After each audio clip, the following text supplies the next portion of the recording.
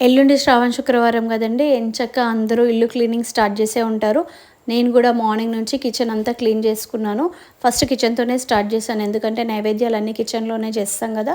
So next hall ఉంది, ఇంకా bedrooms అవన్నీ కర్టెన్స్ అన్నీ కూడా వాష్ చేయాలి, తీసి పెట్టాను.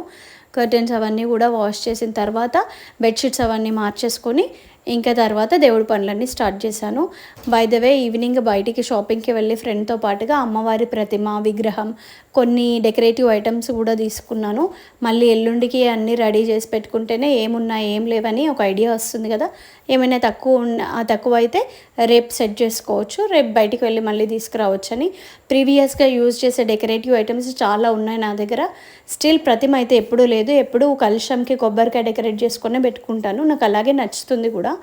లాస్ట్ టైం మా చెల్లి ఆస్ట్రేలియా నుండి వచ్చినప్పుడు అక్క నువ్వు బాగా చేసుకుంటావు కదా, నా దగ్గర ఇలాంటి ప్రతిమ ఉంది, నీ దగ్గర లేదు, సో నా గిఫ్ట్గా నువ్వు తీసుకో, ఎవ్రీ ఇయర్ నువ్వు చేసుకున్నప్పుడు నన్ను గుర్తు చేసుకుంటూ ఉన్నట్టు ఉంటుందని నాకు అమ్మవారిది బాడీ కొనిపించి గిఫ్ట్ చేసి పోయిందండి. సో ఫేస్ అనేది నేను ఈ శ్రావణ శుక్రవారానికి ముందు రోజే తీసుకుందాం అనుకున్నాను. సో ఇవాళ వెళ్ళాను, ఎల్లుండి కదా మళ్ళీ హడావిడి అయిపోతుందని.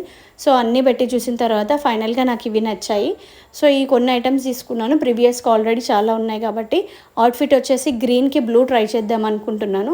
ఎనీహౌ ఇది పట్టు లంగా అయినప్పటికీ కూడా దుపట్టా హెవీగా ఉంది కాబట్టి లెహెంగాకి లేస్ అటాచ్ చేద్దాం అనుకుంటున్నాను. చూద్దాము ఎలాగ వస్తుందో అవుట్ఫిట్ అనేది.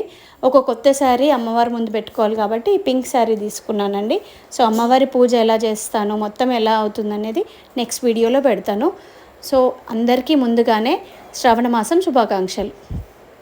సో ఈ శుక్రవారం అందరి మహాలక్ష్ములతో పాటు నేను కూడా లక్ష్మీ వ్రతం చేసుకుంటున్నా, ఆ వీడియో మీకు పోస్ట్ చేస్తాను.